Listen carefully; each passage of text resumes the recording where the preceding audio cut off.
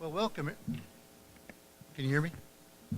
Welcome, everyone, to Atwater Valley Community School. This is one of our community schools, one of three in Merced County that Merced County Office of Education operates. I'm Steve Gomes. I'm the Merced County Superintendent of Schools, and we are MCOE has put this on in collaboration with Barbara Reese Christensen and her husband John. We really appreciate everything that you've done to help us put this together as well. And I think that tonight is going to be a great opportunity to listen to people who have some experience in the field with the Common Core state standards and how they were developed and how they're being used. I think that tonight's discourse will be educational to all concerned. And in fact, I was making the comment earlier that if we could just get people in other areas, particularly maybe in our other parts of our government, to come together and have a discourse like this, where it's educational and have people who are experts in the field being able to give you information tonight, and so that you can see what the Common Core state standards is about, and certainly where it's going. I want to end by thanking Dr. Kathy Pond, Assistant Superintendent of Instructional Services. When Barbara and I met in my office and said we'd do this, I called her up and said, guess what, Kathy, I got something new for you to do. And she's working hard and putting all this together. I also want to thank our METV studio for filming tonight. And that's the other thing I need to tell you, is that what you're going to see tonight will be videotaped, and videotape, I guess, is old. That's kind of an old term, but is going to be recorded, and will be on the YouTube, and you'll be able to see that. Just go to mcoe.org. That's our website, and just follow the links, and it'll take you there. So with that, I'd like to, at this point, introduce Gary Comer from Merced. He is going to be serving as our moderator tonight, and his day job is Special Projects Coordinator for Merced County Public Health. And I also told him I wanted to give him a plug because he's also a pastor for the First Southern Baptist Church in Madera. And I've already heard him speak a little bit. I can see why he's a pastor. And so with that, let me introduce and welcome to the podium Gary Comer.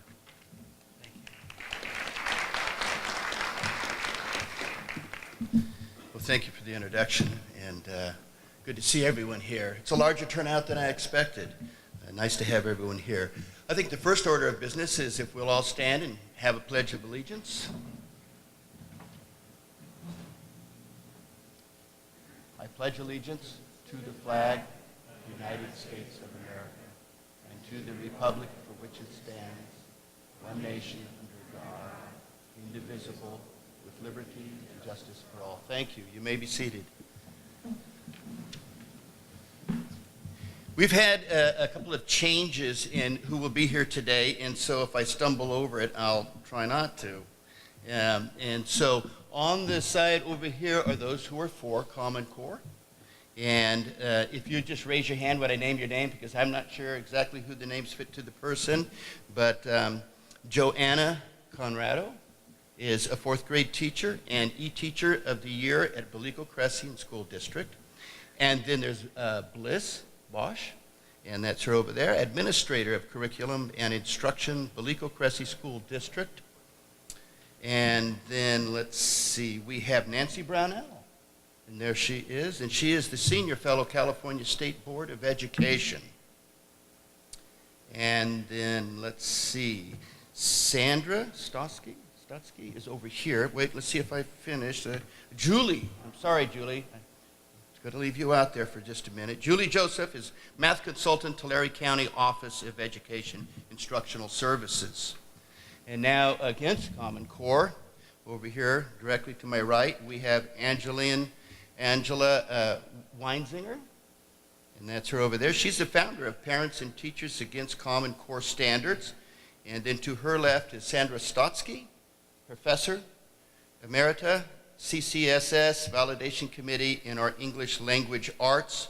And to the right over there is the gentleman is R. James Milgram, Professor Emeritus, CCSS Validation Committee in Mathematics. And if you don't want to give them applause now, give me one for going through that.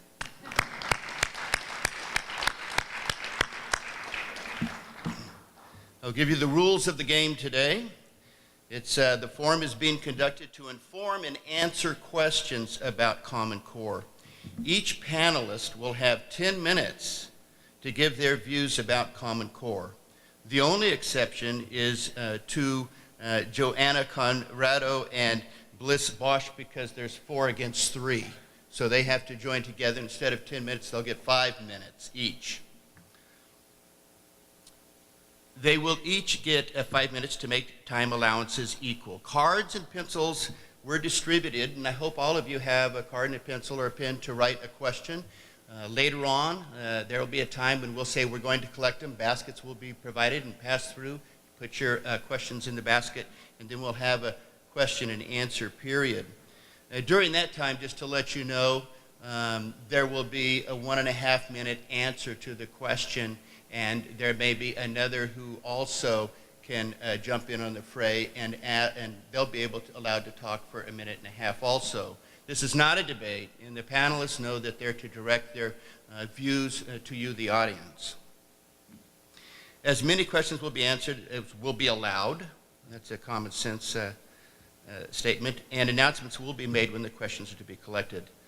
The panelists will answer. I already gave that 1.5 minutes. I think we're just about finished, except for the 2 ladies down there. They're 45 seconds, not 1.5 minutes, because they're joined at the hip. Toward the end of at the end of the question and answer period, there will be a 5-minute wrap-up for each of the panelists to present their views once more. So with that, is the timer ready over there? Okay, everything is looking good. Let's start with Nancy Brownell. Hello, good evening. I'll try not to break your earlobes. Thank you very much for coming out on this lovely fall evening.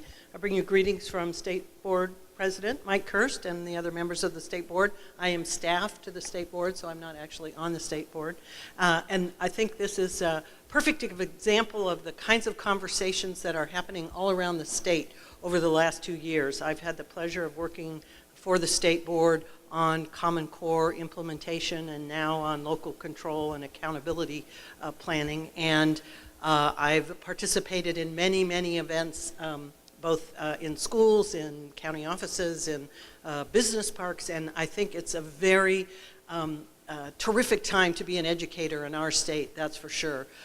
It's also a critically important time for parents and students, because we really are trying to take a look at what does it mean to be an educated person in California, to prepare students to move into a world that's very different, for example, from the time that I graduated from high school. So just for purposes of context, how many of you have students in the pre-K-12 schools locally, or just raise your hand? Great. And how many of you are interested citizens about what's going on in education and perhaps don't have students? Okay, great. Well, I encourage those of you, if you're lucky enough to have grandchildren like I do, you're finding out, I have very young grandchildren. My 5-year-old grandson started kindergarten this year, and over the weekend we were decomposing mathematics, and it was thrilling to hear him as a 5-year-old talk about how he tried to solve a problem. And obviously the difficulty right now that's happening is we have children at various ages. My grandson and everybody else's grandchildren who really have this whole pre-K-12 kind of experience will be graduating with a lot more skill sets than, for example, our middle and high school students who are sort of entering in the middle here. And so how do we have to adjust what's happening in our schools in order to move them in that direction? I'm a longtime educator. I'm a native Californian. I've been in schools my whole life, essentially. And I've lived through with many colleagues that in the 70s, we were trying to say, what is it to be minimally proficient in skills and graduate from high school? That was really all we wanted high school parents, parents of high schoolers to know, that yes, your children are graduating minimally proficient in the subjects that we teach, and we wish them well going out there into college or careers or any of the choices they make. In the 80s and 90s, we began to look around the world we were all living in and saying, minimally proficient is probably not good enough for our students to lead successful lives of their choosing. So we moved into minimally proficient, proficient and advanced, right? We adopted content standards in the core subject areas beginning in 1996. We established a complete assessment system using multiple choice assessments, and we began to report to parents at each grade level 2 through 12, or 2 through 11, that students were making progress towards proficiency in the content areas. And of course, through the revision of those standards in 2009, really, many of the elected governors at that time, the elected state superintendents, and others who were making educational choices in the states came together and said, we think it makes no sense at this time in our country's history to determine that each state determines what students need to know and be able to do, and at each district in some cases, or in each state.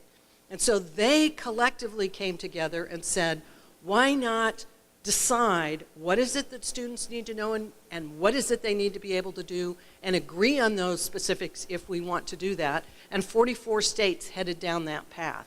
Well, through the wonders of democracy, some of those changes have occurred since that time, and there are states that are saying, we decided this wasn't the best thing for our students. California has stayed the course. The Common Core standards in mathematics and literacy are really built on the standards of California from 1998 in literacy and mathematics, in Massachusetts as well, and other high-performing states. So the degree to which we moved towards saying, we don't think proficient performance is good enough, we want our students to be college and career ready. And that's really the goal of all of the changes that we're undergoing in our state right now. So what that means is teachers in classrooms all over the state, along with their local communities, because through all of these changes simultaneously, the legislature and the governor determined that there ought to be much more local control.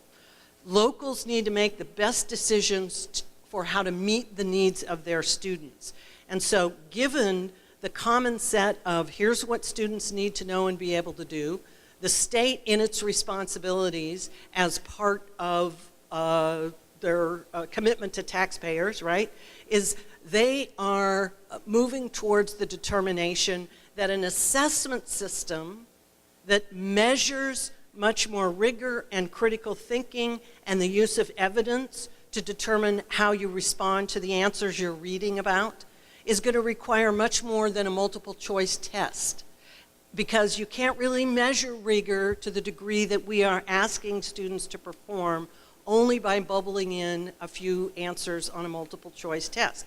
While it's served us well for almost 15 years, we're ready to move on to more performance tasks, to more writing and constructed responses, as well as some multiple choice problem solving around what it is you're reading, how it is you're responding to mathematics, and of course we're close to also having the next generation science standards that we're working on, what that's going to look like across the state.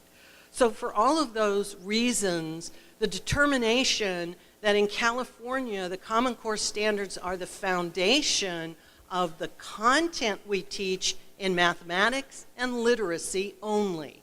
We also have history standards, visual and performing arts standards, science standards, health standards, career technical standards, and all of those are part of the learning experiences that each of your students and our grandchildren have as they proceed through the California school system. So on that note, the governor, the legislators have all been involved in moving this agenda forward through the representative government that we all vote for, especially tomorrow. Reminder to go to the polls. So on that note, I would think my time is just about up, and we'll continue to try to answer questions about the Common Core standards.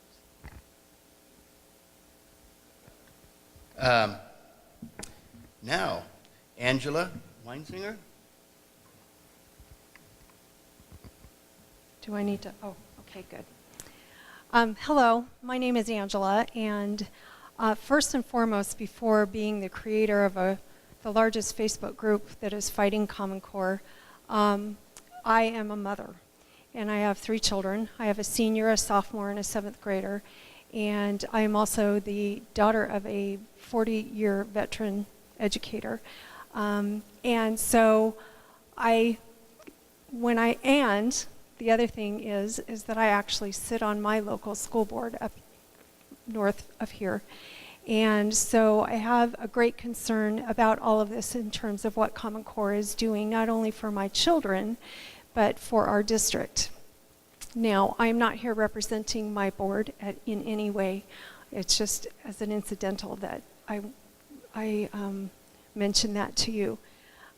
When I first started learning about the Common Core, I became very, very concerned, and it was shortly after I had won my seat on my school board. It was about a year after I had gotten on the school board, and as I started to study more and more about it, I got more and more concerned. First of all, the first thing that I was concerned about was how it came into our state. I have the letter that was signed by Arnold Schwarzenegger right here in front of me that says that he was not going to allow us to get involved with the Common Core unless they were at least as good as what our standards were prior to the Common Core standards. The funny thing about it is that he signed us up to get involved in all of this before the standards were even completely written and released for public viewing. I have a concern about that because our state school board at the time decided to sign on to it after only having about 3 to 6 months to look them over and decide that that's what they wanted to do and that they were actually better than what we had. I don't think that that's really sufficient amount of time to determine that our standards were less than what the Common Core standards were. And so I have a great concern about that. I also have a very big concern about the fact that this is going to cost our districts a lot of money to implement and our state to implement. And I have documents here that try to give us a breakdown because it was never given as a breakdown before we decided to sign on to it, is that a minimal estimate of $1.6 billion for this state to implement the Common Core standards. That's a lot of money. And especially when we have been in a lot of hurt as far as money goes, that is a big concern. And as a school board member, I have major concerns with that because that means that our district has to do a lot of shuffling around, which is why we have now the LCFF and the LCAP, because it frees up that money to better implement the Common Core standards. And so I have some concerns about that in that regard. Now, as a mother, and because I have so many people, I have 21,000 people on my Facebook page, and it's growing every day. And there are people from all over the nation, parents and teachers, who are extremely concerned and upset with what they're having to deal with in terms of the Common Core. And so I hear a lot of stories. I read a lot of stories from all over the nation, and the concerns and the discontent is growing here in California. And so one of our concerns that most parents have from the very beginning is, of course, the math, because their children come home with this crazy math that they are spending hours and hours on in the younger grades, and the parents don't know how to help them, and then they have to go either to the school and have the school teach them how to do it so that they can help their kids. And it's like more money out to teach the parents how to do the math as well. And so it gets really, really crazy. And I'm going to leave the math standards to the expert here, so I won't go into a lot more about that. All I know is that hear increasingly more and more discontent with the math standards. That seems to be the main thing that parents get hit with first. And once they start hearing and seeing these things with the math, then they start delving into more about the standards. And then they find out more things such as there's going to be less literature, and I'll let Dr. Stotsky talk about that. But one of the things, and I'm going to put my tinfoil hat on, is the data mining that's going to take place with all of this. Now, I am not going to imply that the Merced districts here are purposely doing something nefarious. I don't believe that at all. I think that in many cases, a lot of the school districts do not understand and know what's going to happen with the kind of data mining. I have a document here that was put together by the Pioneer Institute that's over 70 pages that talks about the data mining that's going to take place. And a lot of it's going to take place through the testing and also through surveys. And it becomes very concerning because then most people don't know also that the FERPA law, which is the Family Educational Privacy Act, was changed back in 2011 so that the information that is gathered on our children can now be shared with other people without parental consent. And nobody's talking about that. And that's very grave concern, especially in the day of age right now where we're hearing about things, about different organizations that are letting information get out to other people. And there's a lot of money that is involved in collecting data on our children. It is the money maker. It is what the different companies go after. And in the wrong hands, that information could be very, very detrimental. And so I would suggest that you be very careful about what you allow your students to answer on surveys and on tests at school. In fact, I don't know if you know, but in this state, we have the opportunity to opt our children out of this state testing. And the surveys, there's an ed code 60615 that allows you to opt your children out of that testing and those surveys. It is your right to do that. Nobody can stop you from doing it. And so I would suggest you do that because it is important that your children get the opportunity to have their information kept private. And so it is very important. The other thing that I get very, very concerned about is the fact that we as districts have the right to whether we want to adopt the state adopted standards. Now, I don't know about your districts that you're in. If your school board was given the opportunity to decide whether they wanted to adopt the Common Core or not, my district, we were not given that opportunity. And so I find it very disconcerting that something where we're a local control state and we have that option, that we were not given that option to do that. And so I have major concerns about all of this. And it's concerning to me because we as parents are the primary educators of our children, and we get to make the decisions. Once the decisions get further and further away from the children and in the classrooms, then we have less and less control as parents. I say parents and teachers are the main educators of our children, and let's give them back that control. Thank you.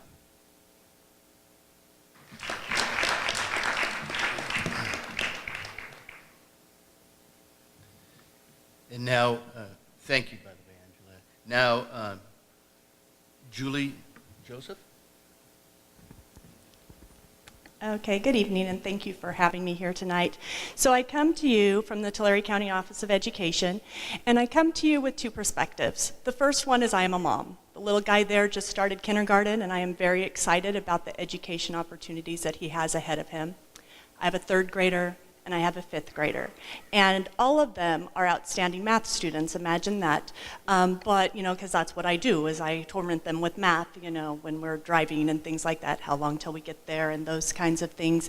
And so I keep a lot of the problem solving and a lot of the conceptual understanding in my home. What I'm excited for is as someone who loves math and who really wants to see all people be successful in math is that those opportunities that my kids have with me and the knowledge base that I bring to educating them mathematically is we are working to get that to all students so that all students can have that love and success for math, which is I feel like my mission in life is to help people not go through school saying, I'm not a math person, I can't do math, that math beat me down, that math made me feel stupid, because somehow we have done that to people, and that is not what math is about. It's a reasoning subject. We can understand math, but somehow we have allowed an education system where we don't really get in touch with the fact that all students are capable of learning mathematics.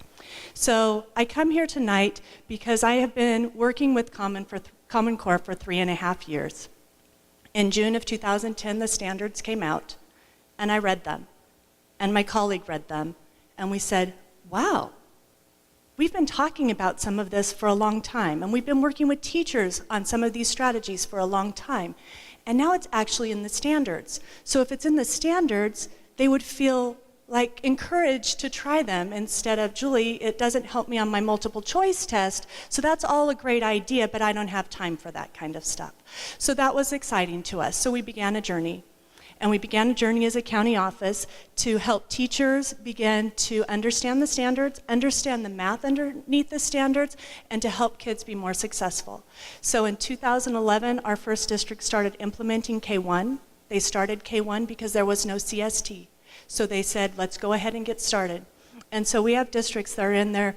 They've been working at this for 3.5 years. So I come from a perspective of working on a daily basis with teachers. I was in a classroom today. I was working with students. And so it's not looking ahead as to what Common Core could be, but I can tell you from the last 3 years, what does it look like with students in classrooms?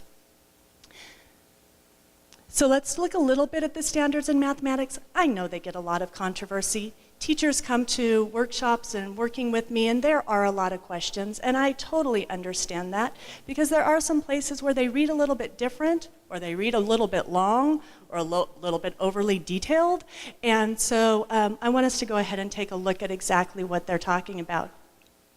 So first of all, I want us to realize our purpose. Why do we want to upgrade the standards? Why do we want to get kids to be better critical thinkers, to be more numerate than they have been in the past? And it's because of those little people up there, which happen to be my family, but they're not all my kids, they're my nieces and nephews. But I want them, they're looking for those little 5-year-olds sitting on that little curb right there. They're looking ahead to jobs that we don't know what they're going to be. But we do know that they're going to need to be thinkers. We do know that they're going to need to be problem solvers.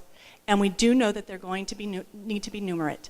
And so that is my goal, is to help them be prepared for the jobs that I can't really foresee that they will be taking in 20 years, 18 years, whatever the case may be. So in Common Core is really about 3 things. It's about problem solving, it's about conceptual understanding, and it's about procedural skill and fluency. Those are the same 3 things that were in the 1997 framework. They're in the first 10 pages of the document, and those are the first 3 things that we've been wanting in mathematics for a really long time. However, in our 1997 standards, they tended to be written a little bit more towards the procedural angle, and our CST test that we gave was very procedural. And so what ends up happening is we have math classes that look like memorization of long lists of rules. Today I'm going to teach you the 5 steps to factoring a polynomial. Tomorrow I'm going to teach you the 7 steps to solving this. And the next day I'm going to teach you the 3 steps to solving this. And you better make sure that you keep your steps straight, because in a month I'm going to give you a test, and you need to make sure you apply the right steps to the right problems. And for some of you, that may have been your math experience, and you want it out as soon as possible. The first year, the counselor said, can I get out of math? You were gone. And we don't want that, because math is actually a really engaging subject when we teach it as mathematics and not as things to be memorized. So in Common Core, what does it do different? It just asks that we're going to pursue all of those with equal intensity. It's not just about procedures. Procedures really do us no good if we can't solve a problem with them. And we aren't going to remember them if we don't understand what they are. And so they're asking us to have conceptual understanding, procedural skill and fluency, and problem solving, all of those with equal intensity. So what about the math content? Some of you maybe have gotten some funky homework home. Well, let me tell you, there wasn't a lot we could do with math content. We're still adding and subtracting in kindergarten through second grade. We're still multiplying and dividing in third through fifth grade, and we introduce fractions in there. We are working with ratios and proportions in sixth and seventh grade and some pre-algebra type content. And in eighth grade, we're doing linear algebra and linear functions. And so that content has stayed pretty consistent. The difference is we also want not just the skill, but can they solve a problem with it, and do they understand the mathematics underlying it? And so those are the content area expectations of Common Core. And in that process, we are also looking at, Common Core has implemented or set out for us, what are some math practices? What things do students need to do to be mathematical thinkers? And so you can see in this list that there are 8 identified. Make sense of problems and persevere in solving them. I would just love that for my children at home. Solve that problem. Persevere until you figure out how you're going to get your bed made, before we leave for church this morning. So those are the things I would like them to do. How about reason? Reason abstractly and quantitatively. How about construct a viable argument? And so those are things we would like kids to do. What I see in many math classrooms that I visit is the teachers doing all of those things and the kids are watching. They're making sense of the problems. They're constructing the viable argument. They're choosing the tool for the kids to use. And the kids are watching and taking notes. What Common Core is asking is at times the teacher is going to be giving information, but at times turn the problem solving over to the kids and let them solve problems. Let them use the information that they know and get it solidified in their head by actually putting it to use. So those are the 3 aspects of rigor as identified in the Common Core, and I am excited that that's the direction that we're heading in math education. I think we are going to see students that are coming out loving math, or at least maybe not hating it. I don't know, loving might be my dream, but at least maybe not hating it. And so I want us to take just a little bit of a look at what some of these things are, because I feel like some of us think this is brand new stuff. And so this is an example of a standard. It's detailed. I know it's detailed. When I work with teachers, I have to kind of break it down and go, I know this is saying a lot. But basically what it's saying is that kids need to add and subtract within 20. Awesome. And that there are efficient and inefficient ways. When kids first start, they count every single number, 1, 2, 3, and they count it all. And eventually they start counting on. Put the big number in your head and count on. And eventually they need to pick up more efficient strategies. So for just a second, I'd like you to think about this one. I know you didn't want to do math tonight. But what do you get when you add those 2 numbers? Awesome. So you get 96. How many of you stacked them in your head and added them? Okay, 1. Okay, that's what we spend hours and hours in elementary school teaching you to do. Why did you not do it? How many of you made 60? Yeah, you made 60 because that's easier than stacking them in your head and adding them. And so you thought about, what's the most efficient way for me to handle this? And that's what you did. And so I'd like us to think about, you made a 10. On Facebook, making 10 is not popular. It's like, you can't make a 10 out of an 8 and a 5. Well, you can't make a 60 out of a 59, but you just did. And so Facebook blasts this, and I kind of chuckle because I'm going, it was in your textbook before Common Core, and you didn't post it on Facebook. And now it's in your Common Core materials, but it's getting posted on Facebook. It's the same exact strategy that's been there for 15 years. So with that, I just want to encourage you to think about the questions you have, and I look forward to responding to those, and I look forward to what is in store for our students mathematically in California.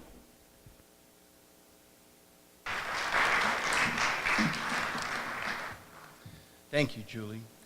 And now, can we hear from Sandra Stotsky, Dr. Stotsky? Thank you.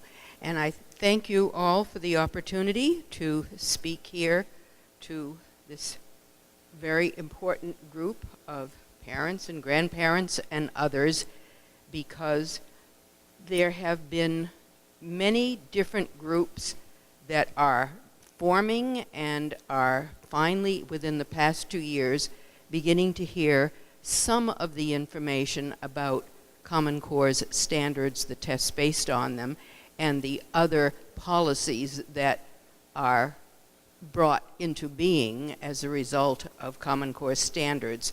And it's very difficult for parents in particular to understand all of the strings that go with this project, but this will be just a start. Let me begin by indicating a little bit more about my background. I was, as many of you may know, in the Massachusetts Department of Education, where I was responsible for the development or revision of all of our K-12 standards in all major subjects. I was also involved here in California in the development of your own ELA standards.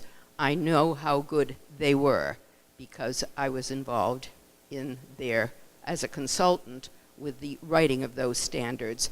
I can unequivocally say that both the Massachusetts and the California standards that used to exist in ELA bear no relationship to Common Core's ELA standards, and that is a pity.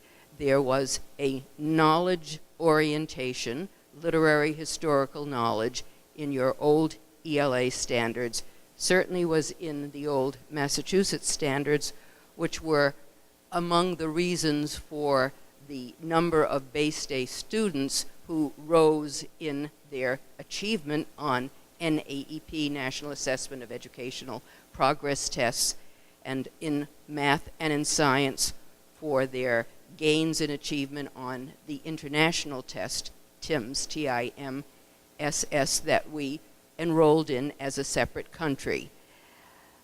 I would like to make a rather blanket statement that what we are looking at as far as the level of achievement by high school for Common Core is probably about 2 grades lower than what we have had in the past.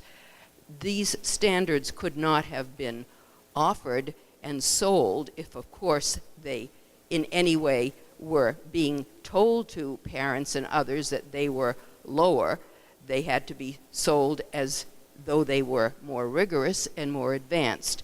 And that is something that has, for reasons that go beyond my talk, something that needs to be explored, why an entire country of policymakers, particularly the 4 groups that were excluded from the participation in the development of these standards, and I'll mention those in a minute, were not able to have the opportunity which you now have today to start asking questions about what does college readiness mean and how can we tell what those high school standards in math and ELA actually mean.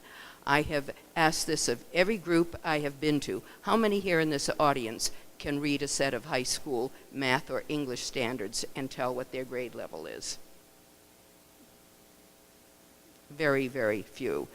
This is not uncommon. I'm lucky to find 1 person out of 150 in the audiences I speak to, and I speak to many, including those where I am testifying before state legislatures.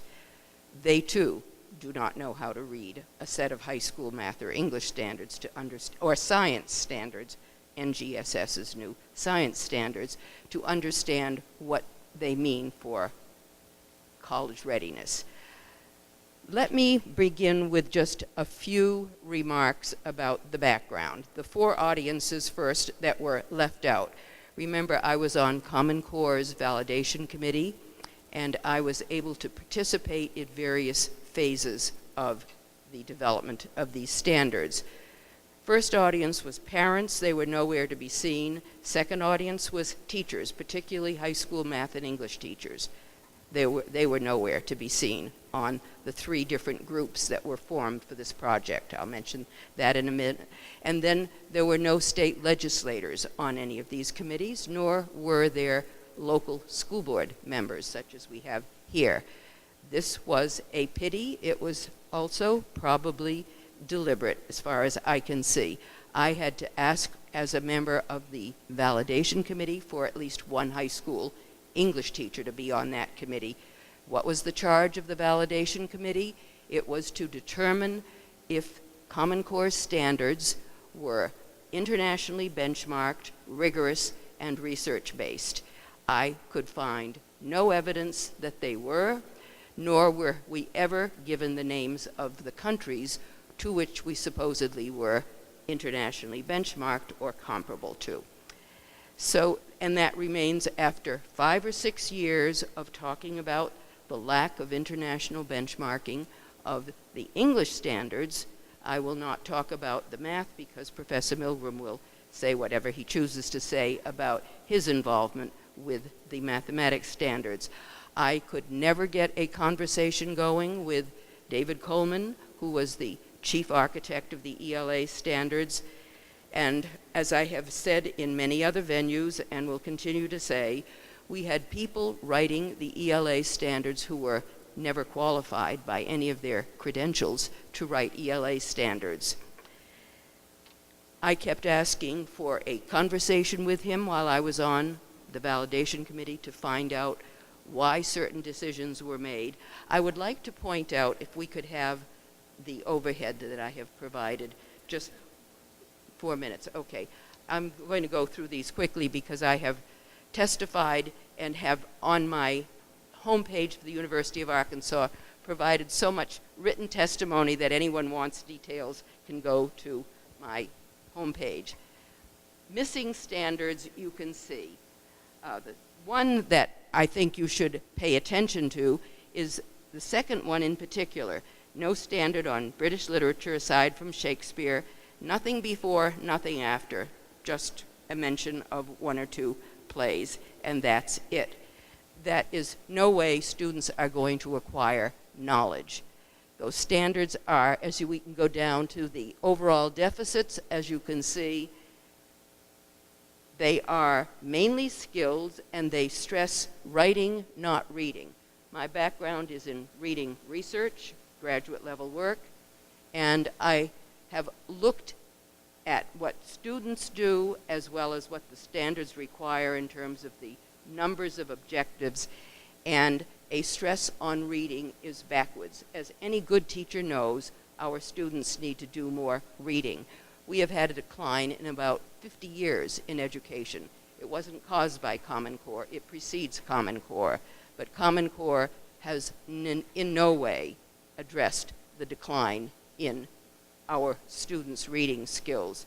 And a stress on writing is inappropriate because good writers have always been good readers, and we know that for about 100 years of reading research. The others you can see, and you can find this page as a handout to see.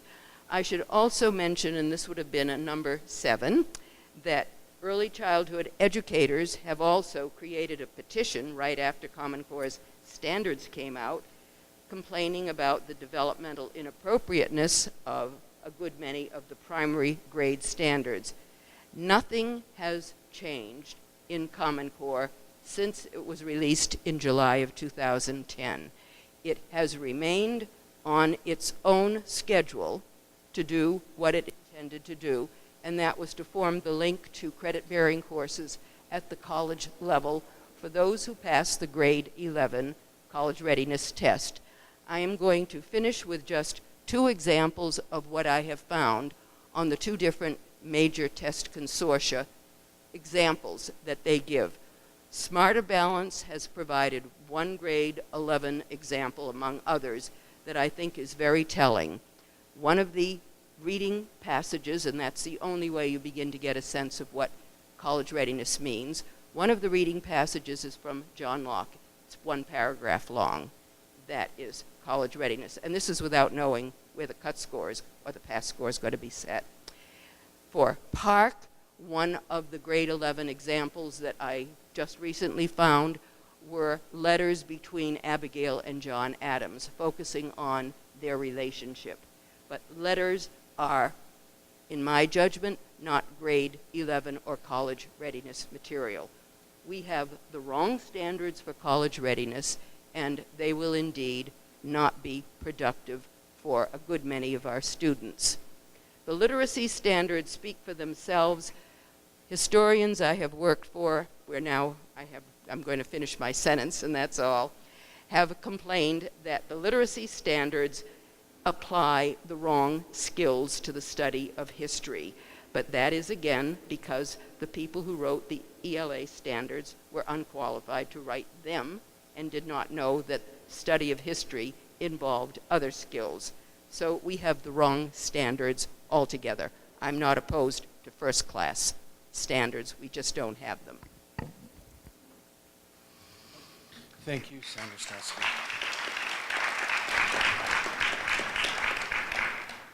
Now for our duo, Joanna and Bliss. My name's Joanna Conrado. I've taught 1st through 5th grade. I've been teaching for 17 years. I currently teach a 4-5 combination class and am the technology integration coach. Hi, I'm Bliss Bosch, and I've been teaching for 14 years. I currently am a teacher on special assignment doing curriculum, and I help with instructional coaching in our district. And I think, really we could sit here all night and talk about both sides of this, but are you guys ready to see what Common Core looks like?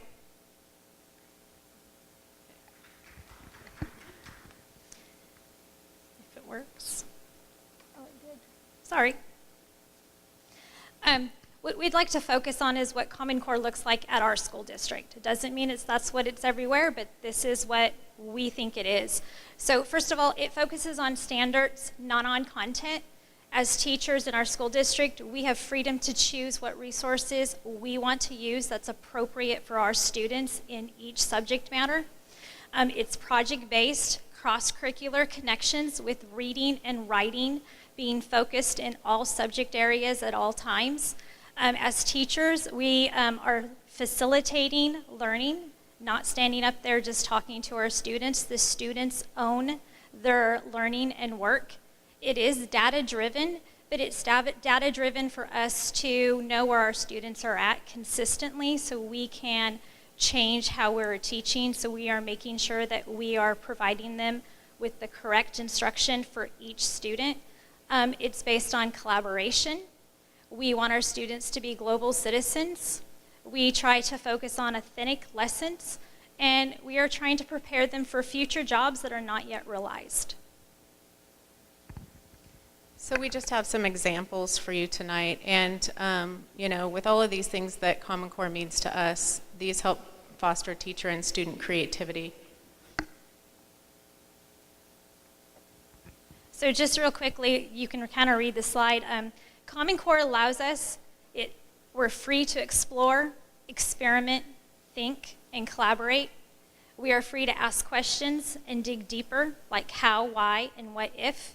And we are free to present our information in a variety of ways. And what you're seeing our students in my classroom doing a science lesson on force and motion and energy, and they learned about the subject matter, then they got to do hands-on experiments, they're making predictions, they're writing sentences about what they thought was going to happen, and the assessment piece of it was then they did a compare and contrast essay and a cause and effect essay about what the experiments were about. And that's whiteboard paint on the tables, always fun. The next slide you see is just an example of a lesson that our 7th grade life science class did, and we kind of used some multiple web tools and standards and learning with this. The teacher used Edpuzzle to find and create videos that help build the background knowledge. The students watch a video and answer questions as they go through the series. All the little green question marks you see there are points within the video in which students have to stop and either think about something, answer a question, respond in some way. So that was kind of building the background knowledge for them.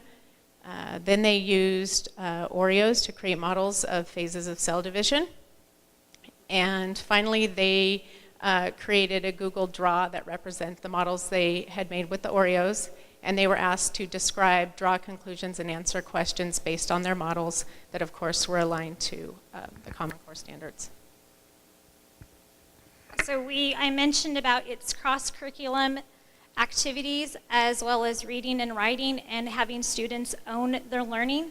So this is an example of students working together to learn about different explorers. Each pair were responsible for it. They did the research to find out about the explorer. They then created an infographic, which is a graphic with just a little bit of information on it to let you know what they were learning that they were going to share out with their other fellow classmates. They had links in that infographic to take them to videos and other websites. And then they then created a narrative to tell the students more directly about what those explorers were about by recording their voice over the slide so any student could listen to it at any time.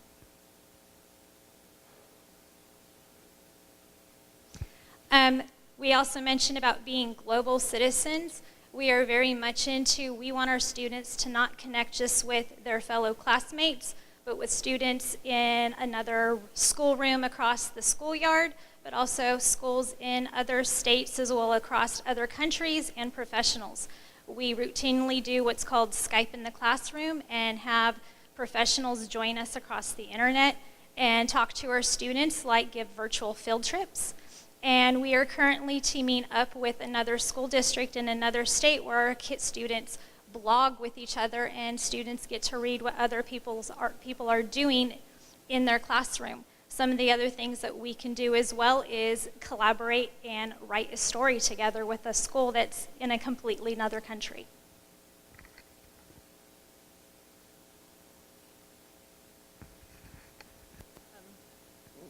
Local assessment and accountability has not changed. We still have multiple measures, and we still use DIBELS. This might look familiar to some of you. It's K5, K6 actually reading assessment. And so these are things we're still using at the local level, finding many, many ways to assess our students to ensure that they are meeting standards. This is an example of a performance task that a third grade class did, and it brings some real world relevance to the task. It talks about planning a vacation and distance between cities. It asks them to write an answer in standard form and expanded form. They have to draw a place, they have to use Google Draw to draw the place value blocks using the shapes. So not only are kids answering these questions and performing tasks, but they're also meeting technology standards by having to create their own documents or their own draws. So not only are they using hundreds and tens and ones, they've created that within Google Draw. They've inserted the tables that you see there. They've created the squares of the hundreds, tens, and ones. They created the timeline. So lots of different ways that we're still assessing kids, just like we always have. This is an example of our 7th graders computer programming with a tool called Scratch. And so in this, we have a rubric where the teacher is able to grade as the student goes through and builds their program. The teacher can actually grade, and you'll see here that the teacher actually comments as to the different points in the rubric, and also is able to go in and highlight right on the document the areas of need or areas of success. This is an example of the student, what the student sees in the Scratch computer programming. And Scratch is a program that comes out of MIT.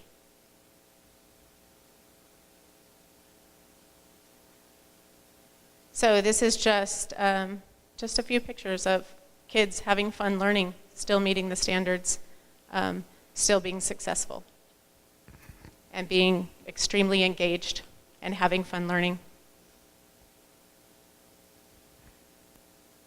Thank you.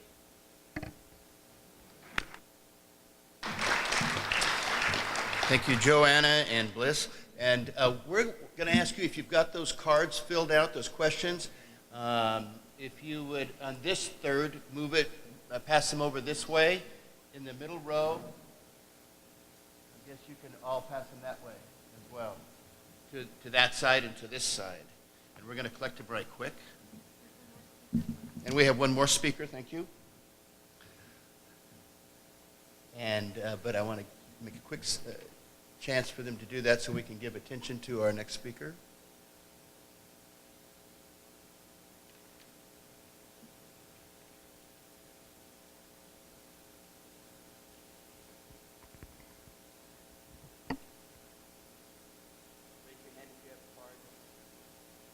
One over there.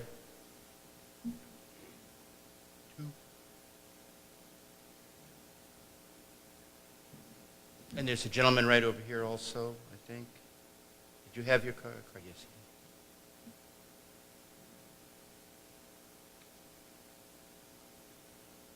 You have a card as well? Okay. There's a lady right over here who has a card. 4 rows back on the inside. Hold it up so they can see it. There you go.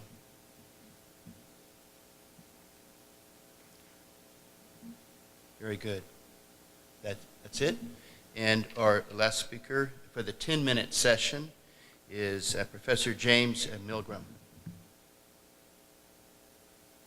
I have to say that I really like to listen to our teaching corps when they show us what they do. Always I'm impressed. I'm impressed by how hard they work and by how dedicated they are. And they are so much better than we deserve, given the extremely poor training that they get and the extremely poor working conditions that they have to live with. So, all right, that said, let me introduce myself. I'm not an educator exactly. I'm a research mathematician at Stanford.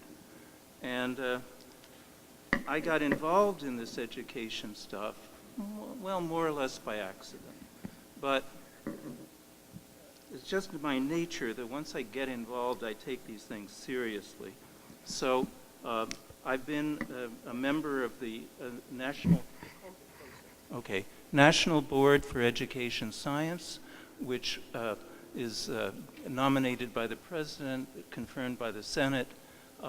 This is the board that oversees all science education research coming from Washington.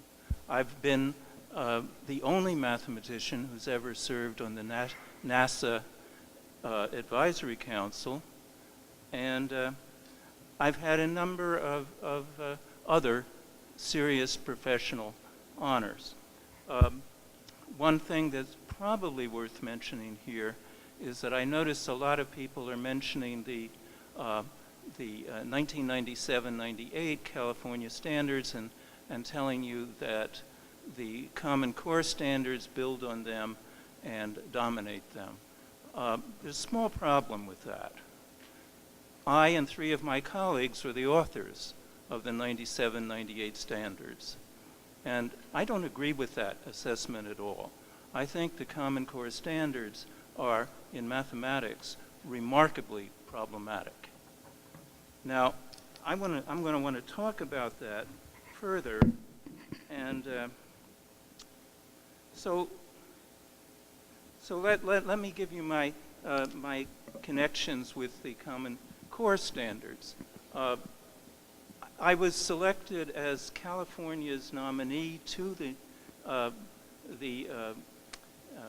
validation committee that Sandy and I served on, and our charge was to oversee these standards, validate the research that led to the standards being included, and writing ourselves standards that were missing and that we had research to show should have been in there. So basically, we were the people who were supposed to be in charge of completely overseeing the writing of Common Core. Now,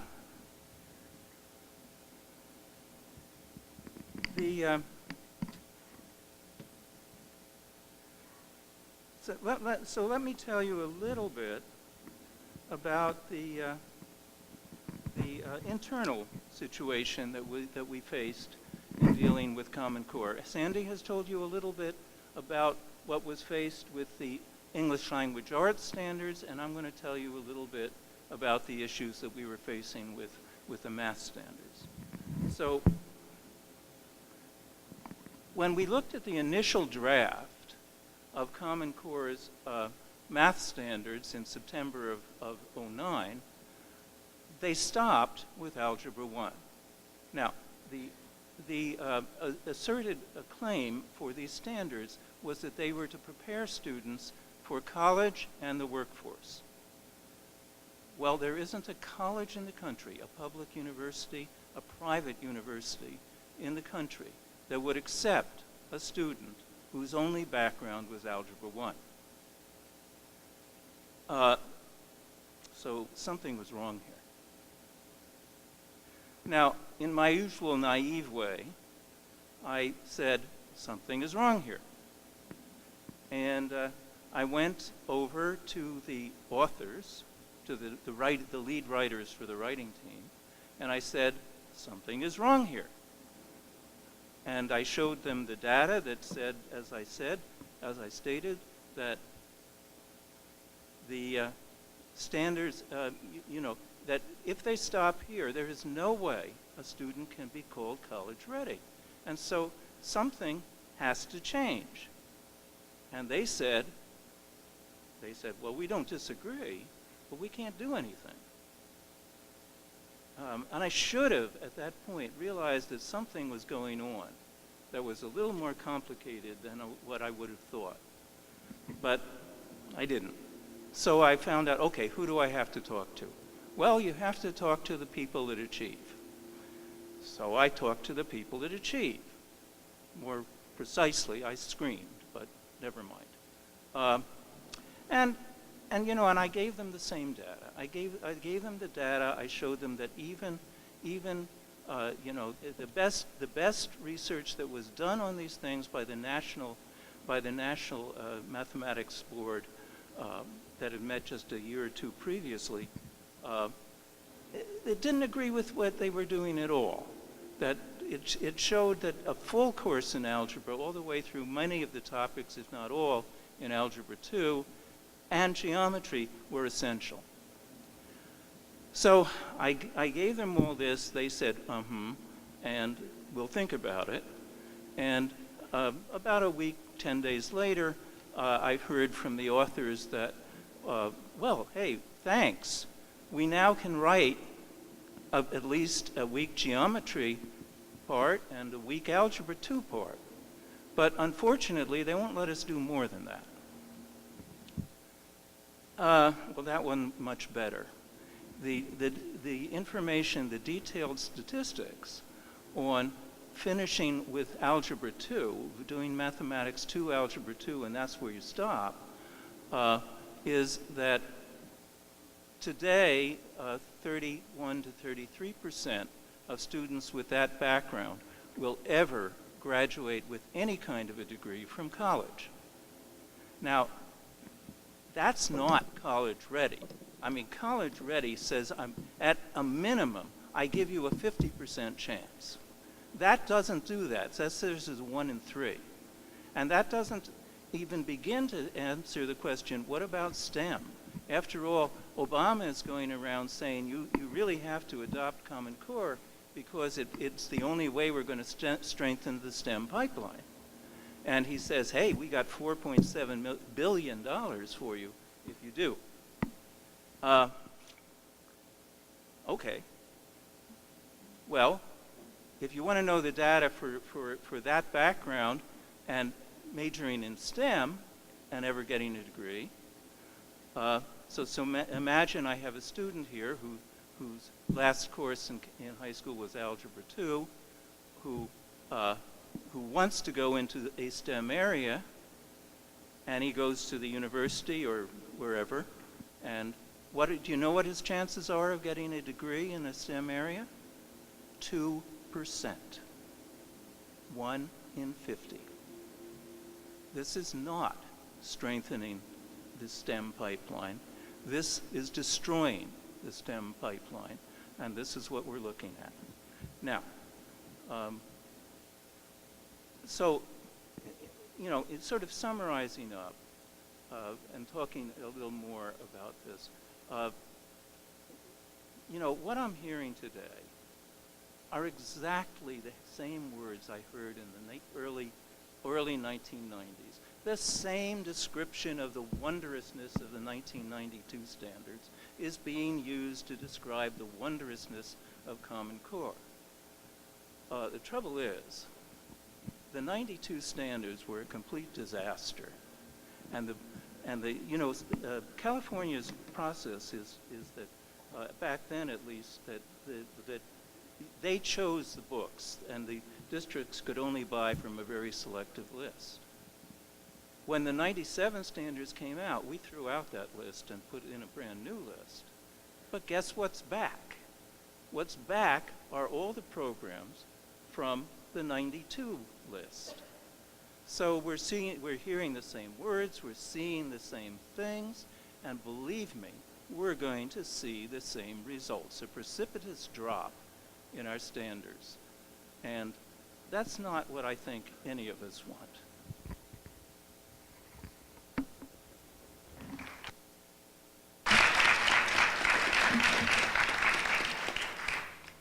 Thank you very much, Professor.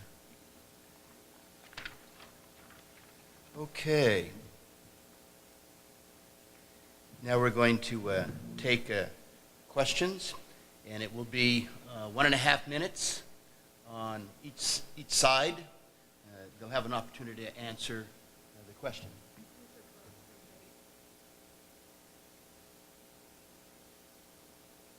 Are both related? And will students be allowed to research various viewpoints on a topic, or will they be required to report on the politically correct view and be expected to accept that is truth?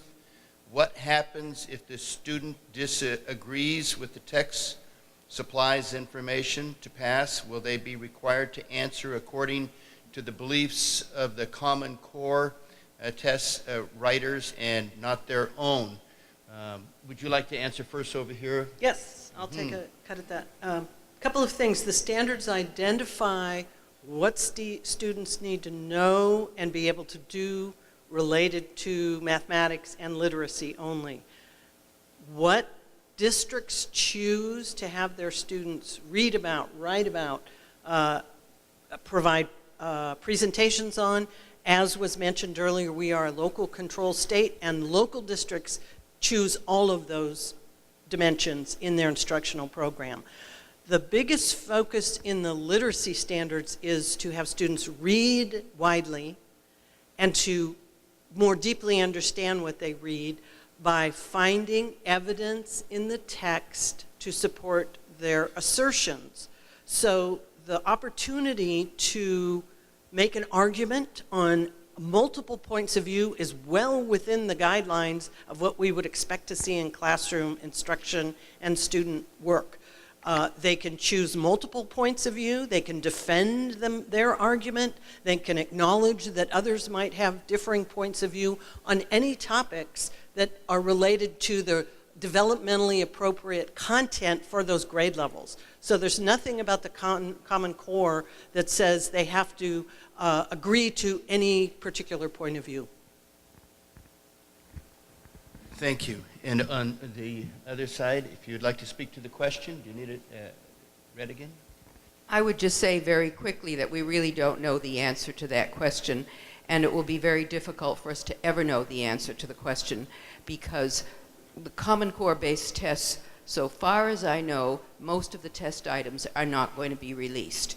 This is very different from what took place in Massachusetts under the older standards and tests, where every year all the items used for assessing students had to be released so parents and others could see what was being assessed. This is not a policy that is going to be pursued with Common Core-based tests.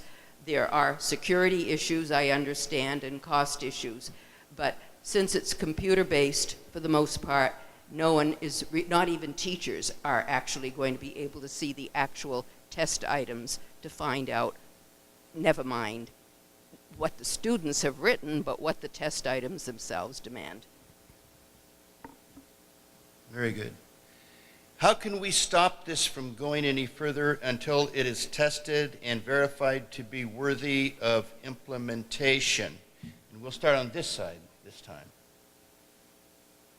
Have it read again. No, I think I understood the question. Well, of course, the problem is that as I tried to indicate to you, and I wasn't able to finish this, that in fact the validation committee, the actual input of the validation committee was essentially zero, because after this intervention of mine, within a week of that, the powers that be announced that validation had no longer any authority to question the standards or change them. That the only thing we were asked to do was to sign a letter saying they were excellent. And the problem with that is they weren't, and they aren't. And so how are we going to change this when we can't change it? I don't know the answer to that either. Let me quickly add that there's no mechanism for revising these standards. Common Core was developed without any way to change the standards. And what I am recommending, and what several states now have for legislation that is going through various stages, is to simply reject Common Core, reject membership in any Common Core-based test consortium, and to choose committees that would develop first-class standards for the state.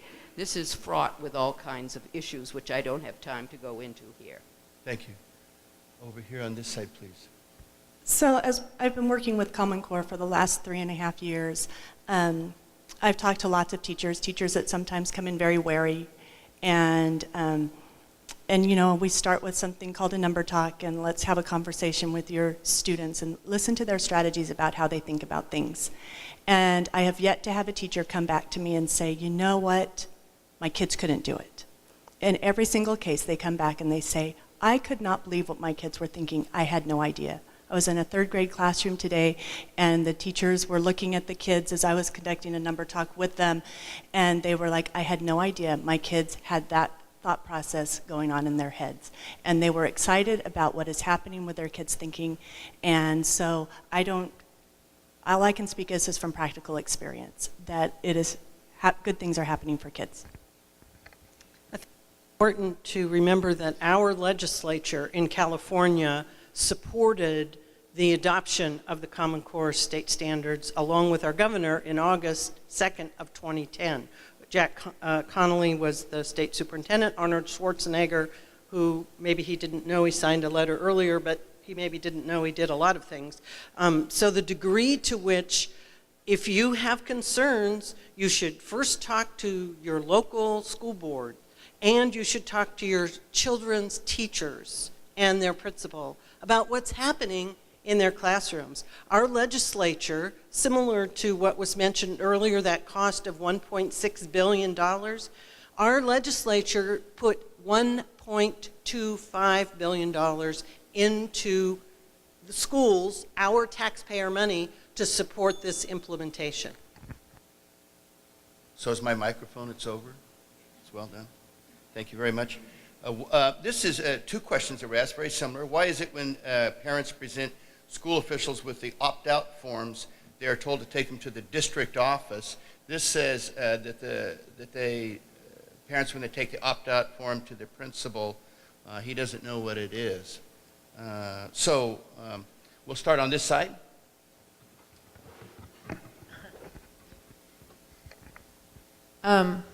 The school where we do testing, grades 3 through 8, is our district office, so I can't completely speak to that. Sorry. The opt-out form is for, the legislation Ed Code mentioned is for taking the test. So parents have the right to give it to the principal or to the district office. Districts have the local decision to have the paper come to wherever they would like it to be. And so you just have to, if you're submitting it, you'll just have to find out what the district is doing and take it there.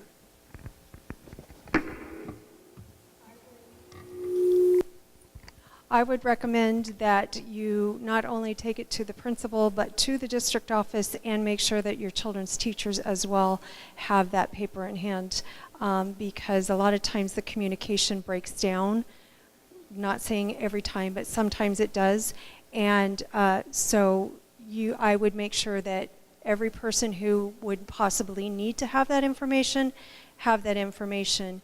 And the reason why that most principals don't know about what to do with that piece of paper is because most people didn't know that they had that right to opt their children out, and they have not done it before. And so we're making sure that we know, that we're letting parents know that you have that option. And we're going to make sure that we watch Sacramento, that they don't take that right away from us too.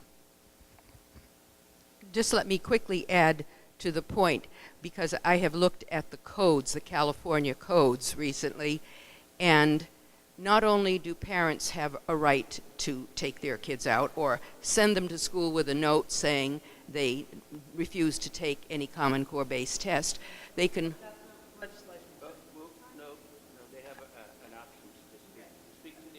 Okay.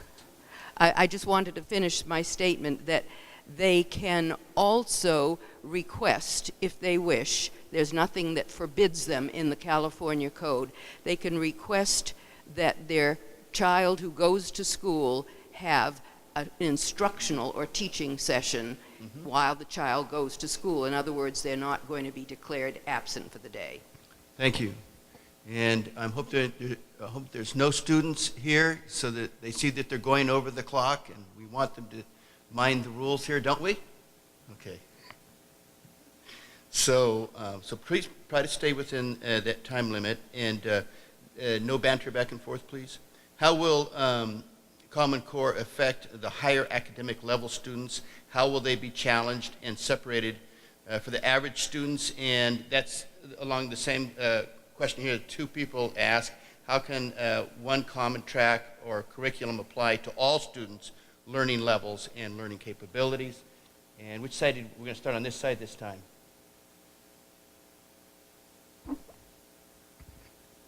Well, the answer there is very straightforward. You can't. You can't. By the structure of these things, you're giving all of the kids the same material at the same time, and you even know how it's going to work. That is to say, what's going to happen is your top 10%, more accurately, probably your top 5 to 7, are not going to be really affected. They'll still do fine. What's going to happen is that the kids between the 30th percentile and the 93rd percentile are not going to do well at all. And that's just the way it's going to work.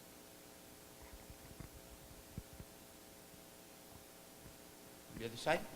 I can only speak to our school district. We definitely do individualized instruction. We, yes, have the ability of using technology at our school district.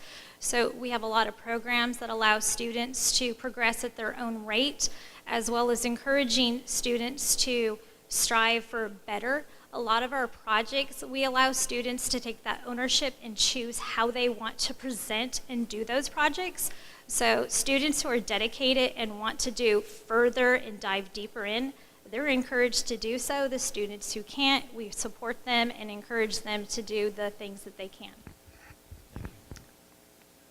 This question was addressed to the high school mathematics, but in case you had a concern about that, the high schools where that I'm familiar with are having a pathway so that students can get to calculus. I know there was a concern expressed that students would not have the opportunity to take calculus because of the way the Common Core were written. And so there is a pathway that students will take the 3 years of math prior to calculus and then take calculus in their senior year, just as it currently is in most high schools. And so all of the high schools I work with are following that model because no high school teacher wants to see calculus leaving their campus and turning it over to the colleges. They want to keep up with the students with those high expectations.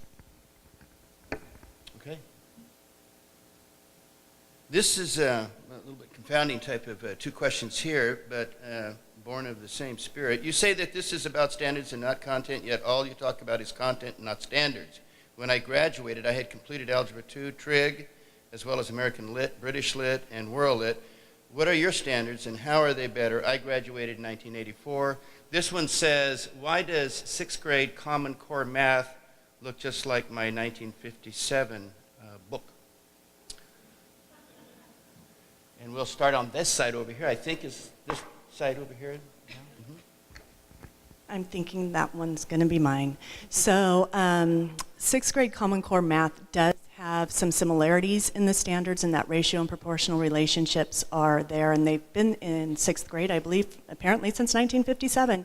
I don't recall mean absolute deviation in that statistical analysis that is common, at least from the teachers I've worked with. They look at me like they haven't seen that before. So to say that the standards are exactly the same as 1957, I would say in error, but I don't even know.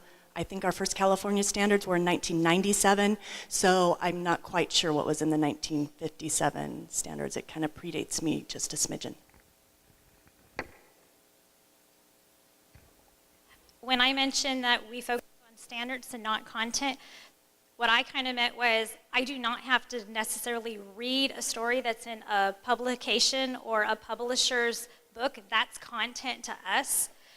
That means I get to choose how I want to teach that standard. So I get to pick what story I want to read or how I want my students to participate, if it's hands-on or if it's a worksheet or if it's digital. That's what I meant by standards and not content. And I would add, for example, in the literacy standards, right, we're talking about the capacity to read and write, about complex text, and then districts get to pick. So the standard is, can you find the main idea and details in a piece of complex text? What students read in order to demonstrate that is what it's all about. Oh, can you hear me now? This side over here now. I'll just say, without being a standards expert, is that in most cases the standards are written and the standards are supposed to help children figure out where we know where they're going to go. And in this case, the standards are going to be tested through the tests. And when the tests test the standards, then the teachers have to have the curriculum to be able to know how to help the children pass the tests. So they all kind of drive each other, and so you can't separate the two. Curriculum is different than standards, but they all are connected with each other, and so even though standards are specific and curriculum is specific, they all work hand in hand together. So I'm not sure if that answers the question, but Let me just add very quickly to what you've said. The Common Core-based tests in English language arts are going to be a kind of mystery until we actually have a sense of where the passages are coming from. There is nothing yet that I have seen in the test specifications that indicates the sources for the passages or their reading level, difficulty level. And until we have a better sense of what the reading level or difficulty level of at each of the grades of these reading passages and where they're being chosen from, it's almost impossible to know what the demands are going to be on children for reading purposes, because most of Common Core's ELA standards are skills. They have almost no content. Skill can apply to grade 3 as well as to grade 12. Okay, thank you. Again, two questions, same question basically. After our personal information is gathered, family income, gun ownership, prescription drugs, etc., who is the data sold to? Why, and then the other question is, why is there so much data being collected in this program, and what will it be protected and used? And we'll start on this side right now. well, I'll speak to that since I brought that up. The data, not just schools have always had to collect data on children. They have to have the address, they have to have their emergency numbers so that they know, they have to have medical information so they know how to treat children if there's an emergency at school. We all have to have that. The data that I'm talking about is more along the lines of the social and emotional learning aspects of things, where children are going to be asked, what would you do in this situation? Why would you do it? And then that information could then be put out to other people, other organizations. There are companies that kill for that data. They want that data because then they can use it for their own purposes to develop either products and or use it to, what's the best way to put this? Mostly to develop products, but there are other things that they could use it for. And it's open. We don't know who all could get that data because it's very open as to what the FERPA law says and who can actually get that information. Very strict data safety issues. We do not collect data in schools about gun ownership. I'm not sure what school districts do that, but the expectations are that the privacy of information is held at the school and the district with access needed by teachers and administrators. And when students take the test, there's a numeric system that does not attach to a family name or a student name in order to be able to have the numbers that are assigned when students, for example, take the smarter balanced assessments on the computer. So this idea that we're selling the data, that's against the law in California. There is no school district in the state, in this state, maybe in other states, that does anything with their student data except use it to help inform instruction and communicate with parents and identify important necessary health needs for the students we serve. Very good, and that completes the questions. And now we're going to have the 5 minute for each individual, except for the duo down here. And so I'm going to start in reverse. We went through Nancy, Angela, and Julie, and Sandra, and Joanne, and James. Now we're going to start with Professor James Milgram. You have 5 minutes? Oh, I don't necessarily have much to say. You'll probably be relieved. But there is one thing I do want to emphasize here. As a matter of law in California, the standards have to be research-based, and they're not casual about it. They describe it properly as the research is reproducible. So the research that is required in California to approve standards has to be reproducible research at the highest quality. And there's no description that the standards have to be at the international level. So the fact, as far as California is concerned, that the core standards are 3 years, by the time you finish high school, between 3 and 3.5 years behind international expectations, so that you can imagine the difference in if you have two people fighting for a job, one of whom has 3.5 years more education than the other, you can imagine how the other is at a real disadvantage. But again, that is not part of California's rules. So the only question that we can ask about the standards is, are they research-based? And that's what I tried to emphasize when I described what actually went on in the sole commission that was responsible for verifying that they were research-based. That they are not research-based, not remotely research-based. Indeed, some of the courses, such as geometry, the only research data we have on that is that it was a spectacular failure in a very, very large country, the old USSR, when it was introduced, when this program was introduced in the 1970s.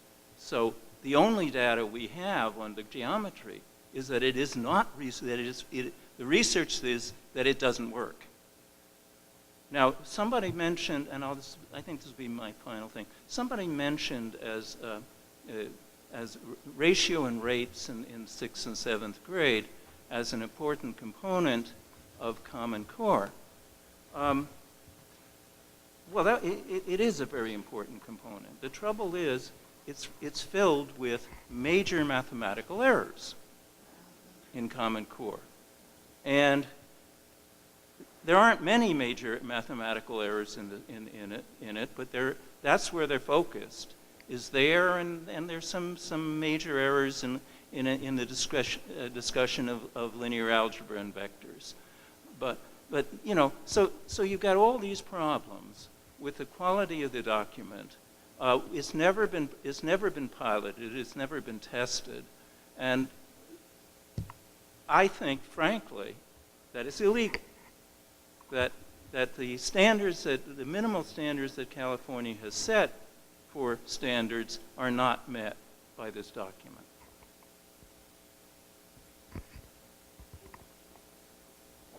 Thank you. Next would be Joanna and Bliss.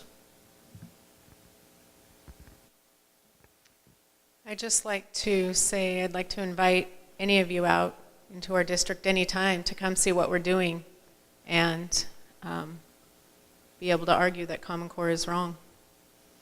Come out, join us, you know, at the classroom level, because that's what we're all really here for tonight, is to see what students are doing. I think our teachers in the school district are very happy to teach Common Core. It has given us our freedom back. I've been teaching long enough to see things come and go in education, and I have a voice again. I get to say what I want to do in my classroom as long as I can prove that my students are learning. I can have them do many different things, and I get to have fun exploring learning with my students again, and our numbers for our students coming to school kind of prove that. Our ADA is way up. 1/3 of our population is inter-district transfers because they enjoy coming to school at our school district. And we do not have discipline problems at our school. Our students are happy and they are learning. And now, Sandra Stotsky. Let me say very briefly that there needs to be a complete revision of whatever the state standards are in just about every state of this country. And it would begin with what I have learned from my experience in the past year with Oklahoma, Indiana, and now Ohio and North Dakota, all of which are among the states that are trying to get out from under Common Core with different kinds of legislation. First thing I think that has to be established with any group or committee that tries to start this project is that the locus of control has to be elsewhere than a Department of Ed or a Board of Education or a Commissioner of Education. I would ideally suggest that higher education, mathematics, science, or engineering departments or English language or literature departments be where the chairs come from. There has to be in such bills that are specified to avoid problems that have now been emerging, that you get locus of control somewhere where you have people with the knowledge of the content that has to be in these standards. Secondly, there has to be a way to ensure that the people who get on these committees to revise these standards know the content of whatever they're trying to establish.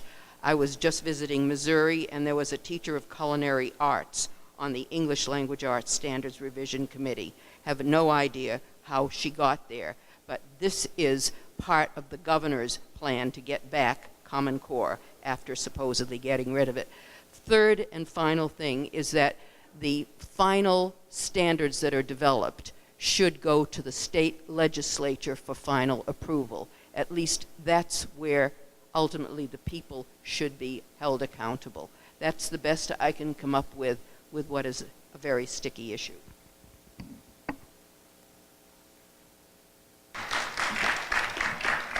Thank you. Julie Joseph.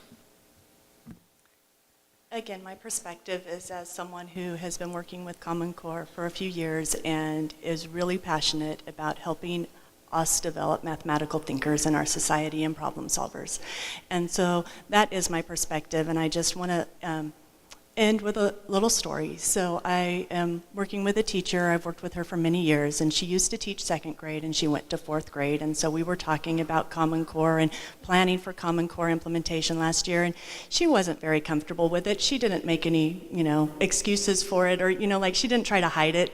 She just was like, I don't really see it, Julie. I don't really, think that anything needs to be different than what it currently is. I can't really get my head around it. So this year she got moved back to second grade after being out of that grade level for about 3 years. And she said the other day, not to me, but to a colleague, she said, I didn't think that I wanted Common Core. She's all, but I just got a group of first graders that spent last year doing Common Core. And again, she was amazed with what they could do.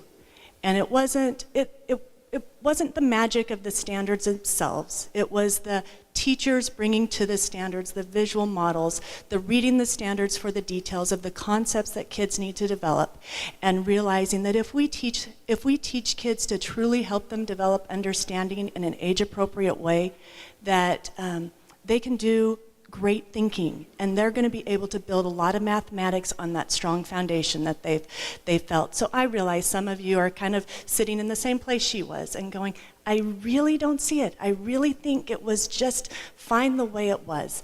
But I would say that, let's actually get in there and give it a shot and see if it can't be better for our mathematical thinkers and problem solvers than it has been in the past.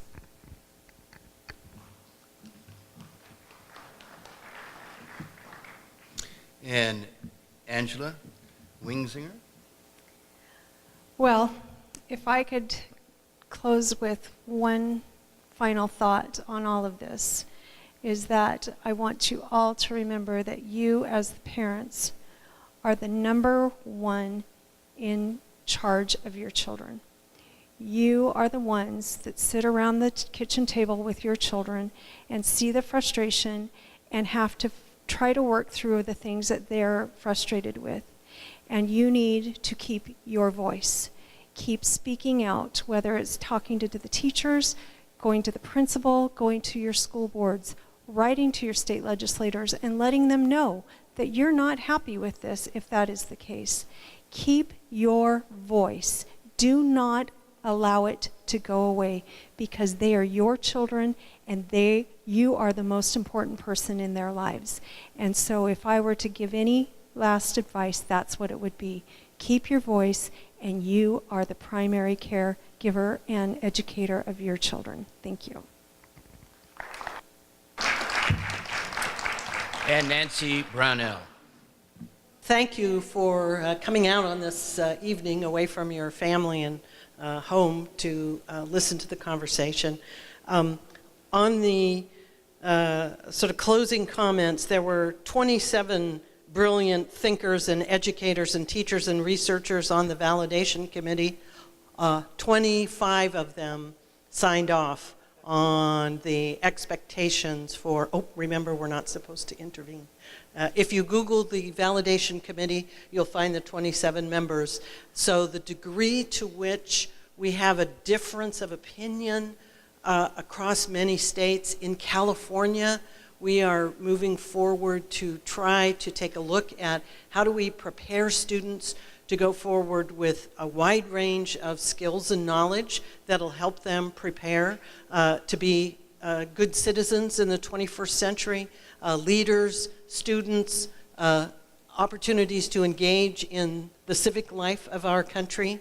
The University of California A through G requirements, expectations for high school courses include a traditional pathway, as someone asked, algebra, geometry, trig, calculus. It also includes an integrated math pathway. Under the 1997 standards, within the 2000s, we required in our state that every 8th grader take algebra. Every 8th grader took algebra, and districts were punished through their API if they did not enroll students in algebra. 60% of them students failed algebra. because they were required to take it in 8th grade before they had the prerequisite skills to really do well. And then they had to take it over again in 9th grade, and many of them had to take it over again in 10th grade and finally said, forget it. I'm destined to not know mathematics. We're trying to reverse that course. I do believe that the changes to the SAT and the ACT tests for college entrance are going to be focusing on the expectations of the Common Core. In our state, in grade 11, we've had the early assessment system for 10 years that really gave an indicator to parents across our state. As juniors in high school, you are conditionally prepared for college, or you may need to take some additional things in 12th grade.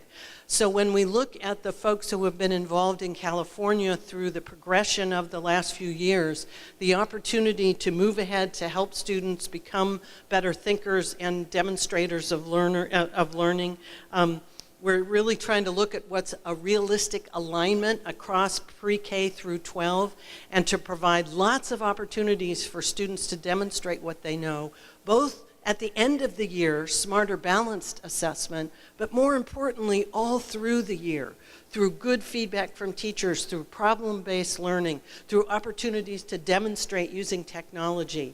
In our state, right now, we have lots of opportunities for parent involvement through the local control funding formula, to be engaged in the work in your local community, and to try to help us all work together as a team to really build on the success that our students are going to need.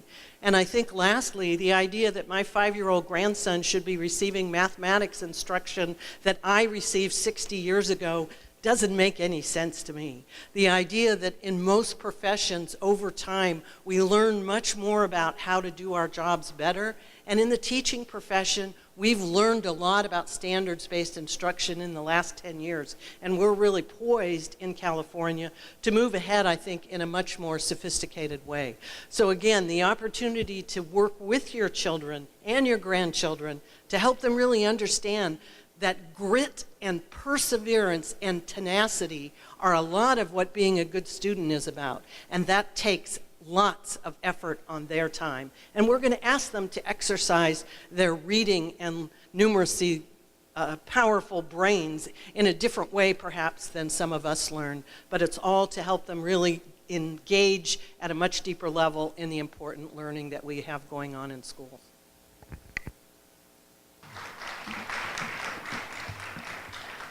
Well, thank you, panel. And now I'd like to introduce the coordinator of this panel discussion. It's so nice to have it here in Atwater, and a great place to be. And so I'd like to introduce Barbara Reese Christensen.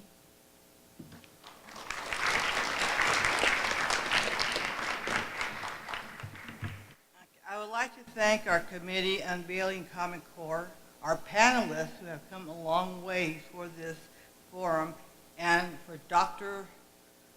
Gomes.